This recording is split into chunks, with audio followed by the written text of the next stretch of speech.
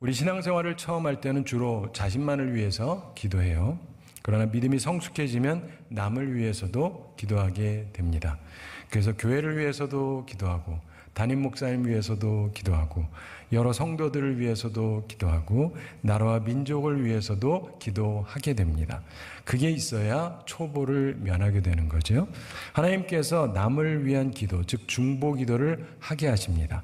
그렇게 해야 믿음의 사람이요 성숙한 사람입니다. 아브라함이 그러했습니다. 여러분도 그런 분들이 다 되시기 바랍니다. 오늘 아브라함의 기도를 보면서 남을 위한 중보 기도에 대해서 교훈을 얻으려고 합니다. 중보라고 하는 것은 양자간을 중재해서 일종의 보증을 제시하는 것을 의미하는데, 중보자는 양자간을 중재함으로써 양편의 대리자가 되는 것입니다. 그리고 양자간의 일종의 합의가 이루어지고 정의가 실현될 수 있도록 합니다. 구약 성경에 보면 일반적으로 세 가지 중보자의 모습이 나타납니다. 첫째가 예언자예요. 그 예언자는 하나님의 살아계신 말씀을 인간에게 전하죠. 그 둘째는 제사장입니다. 제사장은 하나님께 희생제물을 드립니다. 이들은 하나님께서 선택한 사람들이 이 역할을 맡게 되죠. 중보자의 세 번째 모습이 있습니다. 바로 왕입니다. 왕은 백성을 대표하는 자입니다.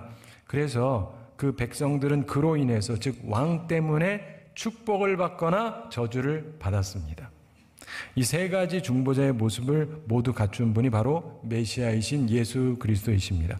예수님은 예언자의 직분, 제사장의 직분, 그리고 왕의 직분을 모두 갖고 계신 분이었습니다.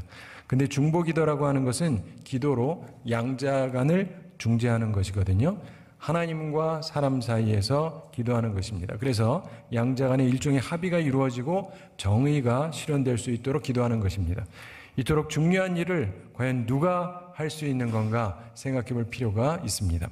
중보기도는 누가 하게 되느냐? 본문 22절을 보시면 그 사람들이 거기서 떠나 소돔으로 향하여 가고 아브라함은 여호와 앞에 그대로 섰더니 이렇게 말씀합니다. 근데 오래된 사본 가운데 이 22절이 하나님이 아브라함 앞에 서 계셨다라고 기록된 글도 있습니다. 이것은 하나님께서 아브라함에게 내가 무언가 말해야 되지 않니? 이런 듯한 모습으로 서 계셨다, 이런 뜻입니다. 소돔과 고모라를 위한 기도를 위해서 하나님께서 아브라함을 선택하셨다는 것입니다. 하나님은 이 아브라함에게 그거를 얘기하시고 뭔가 얘기해봐라, 이런 얘기를 하시는데, 아브라함은 소돔과 고모라에 살던 사람이 아닙니다. 거기에는 아브라함의 조카 롯이 있었어요. 그러면 하나님께서 차라리 롯을 중보자로 세우시는 것이 적합할 것처럼 보이는데, 근데 하나님께서는 롯을 선택하지 않으셨습니다. 오히려 아브라함을 선택하셨어요.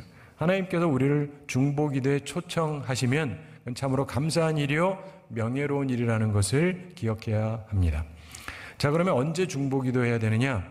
중보기도의 때를 이해하는 것이 필요합니다. 아브라함이 남에 대해서 불편한 마음이 있을 때 기도한 거예요. 이렇게 어떤 일로 마음이 불편하면 하나님께 기도하라는 뜻입니다. 내게 요즘 마음 불편한 일이 있는가? 한번 생각해 보십시오. 어떤 사건이나 남에 대해서 불편한 마음이 있는가? 뭔가 옳지 않은 일이 벌어지고 있다고 생각하는가? 하나님의 공의로운 판단이 있어야 된다라고 생각이 되는가? 혹시 그런 일이 있다라고 한다면 이것은 기도하라고 하는 증거입니다. 기도하고 계세요? 돌아보시고 기도하시기 바랍니다. 하나님께서는 죄악의 도성인 소돔과 고모라를 멸망시키실 뜻을 가지고 계셨습니다. 그 심판에 대해서 아브라함은 관심을 갖고 있었습니다. 그래서 23절 초반에 보면은 아브라함이 가까이 나아가 이르되 이렇게 말씀합니다. 하나님과 대화, 즉 기도하기 시작했다는 것입니다. 그의 기도를 보면 중보 기도 시에 갖춰야 될 세 가지 중요한 자세를 배우게 됩니다. 그 첫째는 담대함입니다. 담대함. 중보를 하려는 입장에서 담대하게 나가야 됩니다. 그는 실제로 하나님께 6차례에 걸쳐서 중재의 기도를 드립니다. 그는 제일 처음 의인 50명이 있으면 그것을 용서해 달라고 말합니다. 하나님께서 공의를 행하셔야 되지 않느냐 이러면서 소돔과 고모라를 위해서 중재합니다.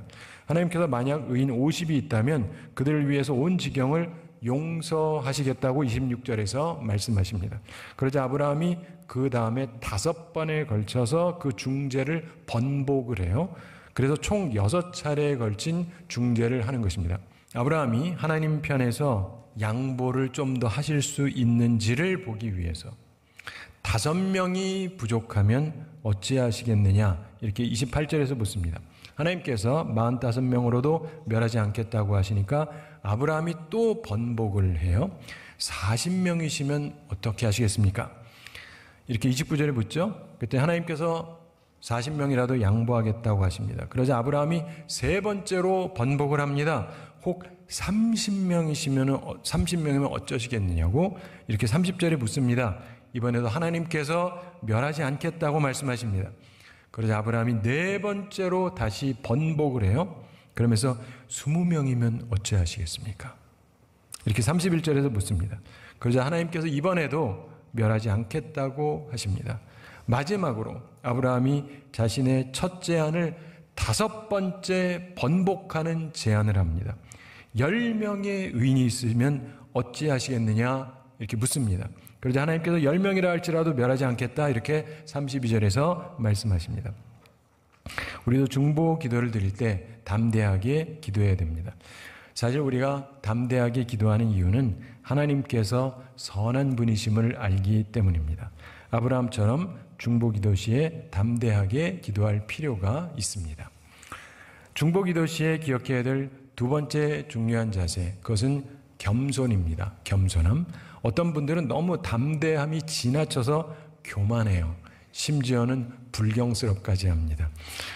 그러시면 안 돼요. 아브라함은 그러지 않았습니다. 그는 담대하게 기도하긴 했지만 처음부터 끝까지 겸손한 자세로 일관했습니다.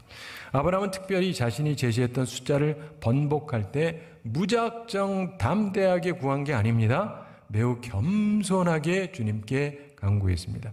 그가 처음 자신의 제안을 번복할 때 자신을 티끌과 같다고 하면서 겸손하게 하나님께 묻습니다. 27절 함께 읽어보겠습니다. 아브라함이 대답하여 이르되 나는 티끌이나 재와 같사오나 감히 주께 아뢰나이다. 아멘. 나는 티끌, 재와 같습니다. 저는 먼지 같은 인생입니다. 이렇게 말하는 거예요. 그러면서 혹시 5명이 부족하면 안 되겠느냐 이렇게 물었던 것이죠. 30절 초반에서도 아브라함이 이르되 내 주여 노하지 마시옵고 말씀하게 하옵소서 이렇게 겸손하게 말하면서 제안을 번복합니다. 31절 초반에서도 아브라함이 또 이르되 내가 감히 내 주께 아뢰나이다 이러면서 겸손히 제안을 번복합니다. 그리고 마지막 32절 초반에서 아브라함이 또 이르되 주는 노하지 마옵소서 내가 이번만 더 아뢰리이다 이러면서 겸손하게 마지막으로 제안을 번복합니다. 많은 경우 우리가 하나님을 더 이상 두려워할 필요가 없다는 말을 마치 버릇없고 교만한 것처럼 생각하는 분들이 있어요. 우리는 하나님의 자녀이기 때문에 하나님의 심판에 대한 두려움을 가질 필요가 없습니다. 우리는 담대하게 나갈 수 있습니다. 그러나 여전히 우리는 하나님을 경외하는 마음으로 겸손히 나아가야 합니다. 자녀라 할지라도 예를 갖추는 것이 필요한 것이죠. 우리는 중보 기도할 때 담대하게 그러나 겸손하게 기도해야 하는 것입니다. 아브라함의 중보 기도에서 배우는 3번째 중요한 자세는 균형감입니다. 균형감. 동서양을 막론하고 뛰어난 사람들은 이 균형감, 동양에서는 중용의 중요성을 강조했죠. 실제로 이 균형감을 갖는다라고 하는 것은 굉장히 중요한 것입니다. 넘치지도 모자라지도 않는 것, 잘 조화된 균형감, 이 인생에서 매우 중요한 것입니다. 근데 특별히 중보 기도를 할 때에도 매우 중요한 자세입니다. 여러분 음악에서도 아주 중요한 게 균형이거든요. 조합. 만사가 그렇습니다. 소돔과 고모라는 아브라함의 중재에도 불구하고 결국 멸망을 당했습니다. 그래서 어떤 분들은 아브라함이 좀 더 중재했어야 되지 않느냐 이렇게 생각하고 주장도 해요. 의인 한 명만 있으면 이라고 하면서 구해야 된다 이렇게 생각하고 주장하는 분들도 있어요. 그런데 그렇게 하면요 균형을 완전히 잃어버리는 것입니다. 아브라함이 하나님 앞에서 정말 최선을 다해서 기도한 것입니다. 그가 갈 수 있는 최대한의 제한선까지 나아갔던 것입니다. 이 중보기도라고 하는 것은요, 어느 한쪽 편에서만 무작정 달라붙는 게 아니에요. 그건 중보기도가 아닙니다. 그렇다면 그건 중보기도가 아니죠. 양자 간에 양쪽 모두의 대리인의 입장에서 균형 있게 일을 매듭지어야 하는 것입니다. 아브라함이 여러 차례에 걸쳐서 중재를 하는데, 근데 50명에서 마지막 10명까지 점차 줄어가는 동안에 이 어투에 변화가 생겨요. 아브라함도 그렇고 하나님도 그렇다라고 성서학자들이 보는데, 그래서 아브라함이 마지막에 나로 2번만 더 말씀하게 해달라, 이것은 더 이상 매달릴 수 없는 한계에 도달했음을 깨달았기 때문이에요. 자, 특별히 지금 아브라함의 기도는 어느 한 사람을 위한 중보 기도가 아니었습니다. 성경에 대한 이해를 잘 가지실 필요가 있어요. 기도에 대해서는 총체적으로 부패한 도시를 놓고 중보 기도하는 것이었습니다. 10명이라고 하는 것은 한 도시의 악인을 변화시킬 수 있는 최소한의 공동체 숫자다, 이렇게 성서학자들이 봅니다. 선한 사람이 최소한의 공동체 숫자도 되지 않는다면 그 도시는 끝이다 이거예요. 더 이상 희망이 없는 것이다.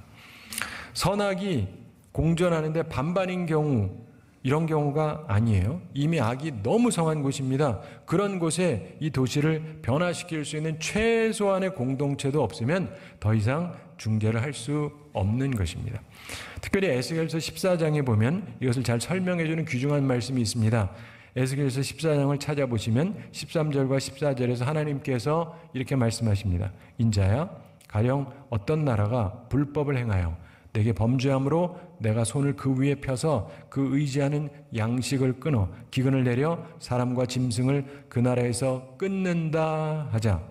비록 노아, 다니엘, 욥 이 세 사람이 거기에 있을지라도 그들은 자기의 공의로 자기의 생명만 건지리라. 나 주 여호와의 말이니라.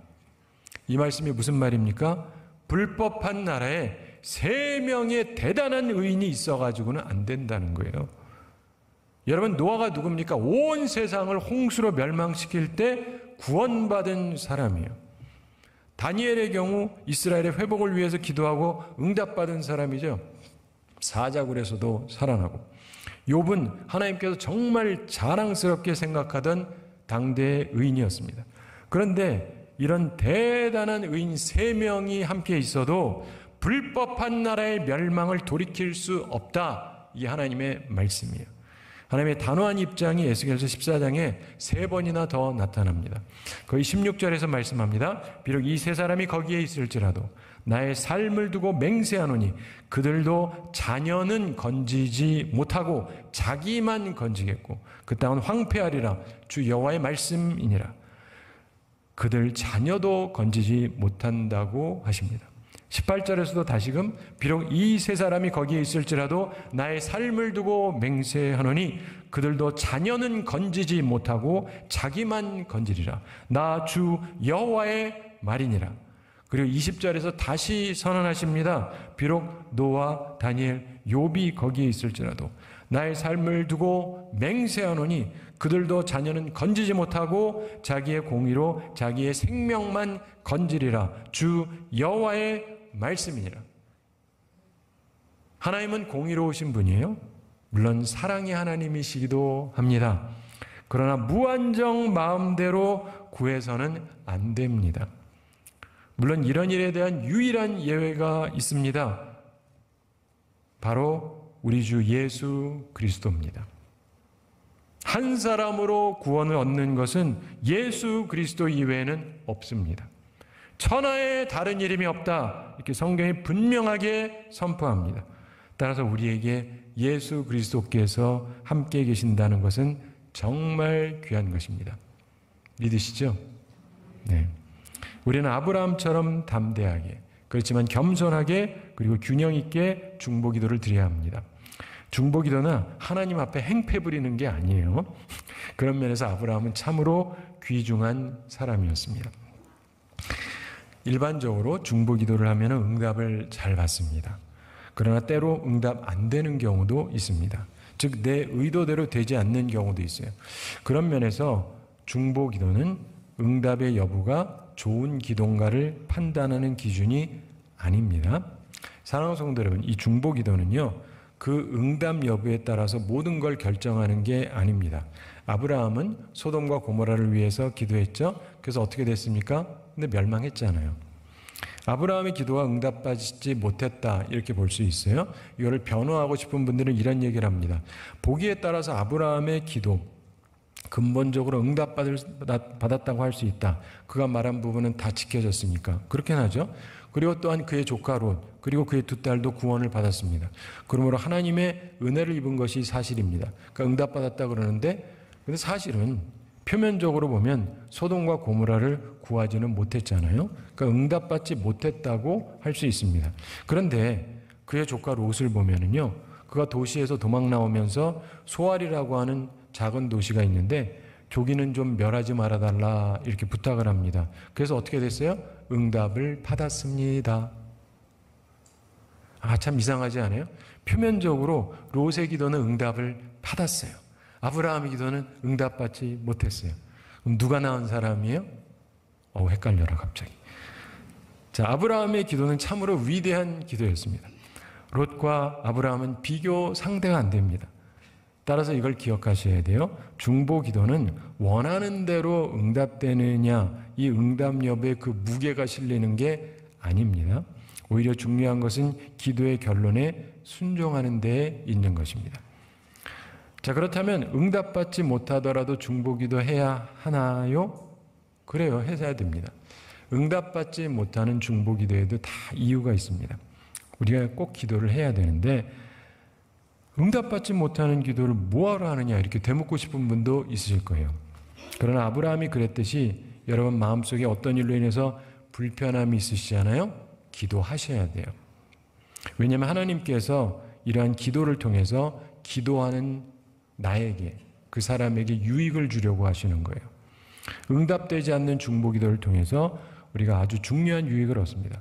중보기도의 유익이 많지만 그중에 특별히 세 가지 아주 중요한 유익이 있어요. 첫째, 중보기도하면 시험에 들질 않아요. 이게 아주 중요한 겁니다. 불편한 마음이 있을 때 기도하지 않으면 시험에 듭니다. 그러나 기도하면 시험에 들지 않습니다. 목사님 위해서 기도하면서 목사님 때문에 시험 드는 사람은 별로 없어요. 반대로 목사님에 대해서 불편한 마음을 가지고는 있는데 기도하지 않는 사람은 시험에 드는 경우가 많아요. 이게 모든 대인관계가 다 마찬가지입니다. 장로님을 위해서, 권사님을 위해서, 구역장을 위해서, 지휘자를 위해서, 반주자를 위해서, 봉사하는 분들을 위해서 등등 이렇게 기도를 하면 그분들로 인해서 시험에 빠지는 일이 거의 없어요. 기도하셔야 돼요. 두 번째, 중보 기도를 하면은요, 평안함을 얻어요. 양심의 가책을 받지 않습니다. 굉장히 중요한데, 하나님 앞에서 깨끗한 양심을 갖는다, 평안하다는 게 좋은데, 내가 기도하지 않아서 일이 잘못됐다. 그때 느끼는 그 감정, 평생의 한이 됩니다. 내가 내 자식에 대해서 불편한데, 마음이 불편한데 기도를 안 했어요. 잘못됐어요. 평생의 한이 돼요.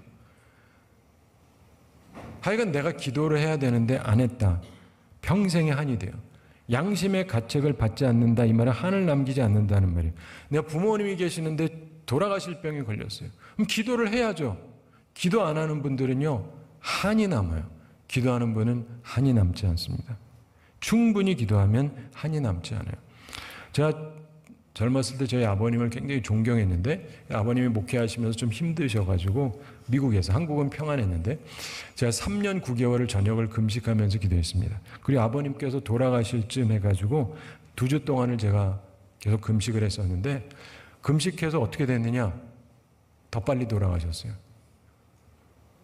그래서 제가 어땠느냐, 슬프긴 하죠. 근데 저는 한이 없어요. 한이 없어요. 내 할 바를 다 했거든요. 평안해요. 아주 중요해요. 그래, 기도하셔야 돼요. 그래야 한이 없어요. 세 번째, 중보 기도를 하면은요, 새로운 시각을 얻게 됩니다. 아브라함은 기도를 통해서 하나님이 의로우신 분임을 알게 됩니다. 아브라함은 이 기도를 통해서 하나님께서 공정하지 않은 분이 아니다, 이 사실을 다시금 확인하게 됐던 것입니다. 소돔이 진짜로 악해서 심판받는다는 걸 알게 된 거예요. 이 기도 때문에. 자신이 상상했던 것보다 훨씬 악하다는 것을 알게 되었습니다. 즉 상황에 대한 바른 이해, 바른 통찰력을 얻게 된 것입니다. 결국 하나님을 더 잘 알게 된 것이죠. 중보 기도를 하면 바른 통찰력을 얻게 됩니다. 하나님은 참으로 사랑이시고 선하시구나. 근데 이 경우는 어쩔 수가 없구나. 그래서 새로운 시각을 갖죠. 그리고 하나님에 대해서 보다 자세히 알게 되는 것입니다. 응답받지 못하는 중보기도 새로운 깨달음을 주려는 것입니다. 예수님께서 겟세마네 동산에서 뭐라고 기도하셨는지 기억하시죠? 할 수만 있거든 이 잔을 내게 해서 옮겨달라고. 내 뜻대로 마시고 아버지의 원대로 하옵소서. 사랑하는 성도 여러분, 아버지가 옮겨주지 않으셨어요. 그렇죠? 네. 그러나 여기에서 엄청난 은총이 이후에 임하지 않습니까? 하나님께서는 우리에게 새로운 시각을 주려는 거예요. 그래서 우리가 기도해야 됩니다. 사랑하는 성도 여러분, 살다가 보면 불편한 일들 많으시죠? 네. 뭐 가정도 그렇고, 뭐 교회도 그럴 수 있고, 사회도 그렇고, 우리나라도 그렇고, 세계를 보고 하나도 안 불편한 분 계세요? 네. 불편하시면 기도하세요. 네. 꼭 기도하시는 분들이 되시기 바랍니다. 시험에 들 만한 상황, 불편한 마음이 있잖아요. 그럼 그때는 기도해야 되는 때입니다. 그때 하나님께서 새로운 깨달음을 주려고 하는 것입니다. 하나님께서 새로운 가르침을 주려고 하는 것입니다. 내가 원하는 대로 안 될 수도 있어요. 그런데 하나님의 뜻을 깨닫도록 분별하게 하시는 것입니다. 응답하지 않으시면 새로운 깨달음을 주시는데 그 깨달음을 받아들이면 돼요. 내 뜻과는 달라도 하나님의 뜻을 따르고 평안함을 누리는 하나님의 사람들이 다 되시기를 바랍니다. 자, 한 가지 이야기 말씀드리면서 오늘 말씀을 마치겠습니다. 이스라엘 설화가 하나 있는데 이런 이야기입니다. 어떤 사람이 여행을 떠났습니다. 근데 여행을 하다가 숲에 들어가게 됐어요. 근데 숲에서 그만 길을 잃어버리게 됐습니다. 날은 어두워져요. 무서워지기 시작을 합니다. 왜냐하면 도처에 위험이 도사리고 있을 수 있잖아요. 숲인데. 어두워서 앞을 제대로 분간할 수가 없습니다. 게다가 갑자기 폭풍이 일어납니다. 비가 쏟아지고 하늘이 보이는 게 없어요. 그러면서 번개까지 칩니다. 번개불이 번쩍, 또 좀 있다가 번쩍, 겁이 날 정도로 번개불이 계속해서 번쩍입니다. 끝. 여기까지 들으시고 여기까지 이야기가 우리의 이야기다. 인생길을 가다 보면 잘 가다가 길을 잃을 때가 있어요. 길을 찾지는 못했는데 또 어두워지기까지. 게다가 번개가 번쩍번쩍거리고 그럴 때 지혜로운 사람과 미련한 사람이 구분이 된다. 이게 이야기를 통해서 가르쳐 주려는 거예요. 어떻게 구분이 될까요? 미련한 사람은요, 번개불이 번쩍일 때마다 어이구 깜짝이야, 어이구 깜짝이야, 겁이 나가지고 번개불만 쳐다보면 이제 저쪽이 이번에 또 저쪽이 이러고. 보통 사람들인데 그게 어리석은 거고. 여러분 뭔가 떠오르셔야 되는데 지혜로운 사람은 어떠냐? 지혜로운 사람은요, 번개불이 번쩍일 때, 번개불이 번쩍이면 어떻게 되는지 아세요? 갑자기 밝아져요. 빠르신 분은 느낌이 오실 텐데, 번개불이 비추어지는 자신 앞에 있는 길을 찾는 거예요. 잠깐 반짝이잖아요. 저기구나. 좀 이따 또 그래. 아, 저기구나. 또 좀 이따 번쩍 그래. 아, 저기구나. 이해가 되시죠? 이게 미련한 사람과 지혜로운 사람의 차이다. 사랑하는 성도 여러분, 번개불 겁나는 상황은 맞아요. 근데 이 번개불이 비추어주는 게 있다는 걸 생각을 하면 그걸 활용할 수가 있잖아요. 번개불 같은 겁나는 상황, 단순히 어렵게만 하는 작용이 아니라는 것입니다. 갈등, 두려움, 이게 있죠. 근데 이게 항상 우리에게 그 상황만이 줄 수 있는 지혜를 줘요.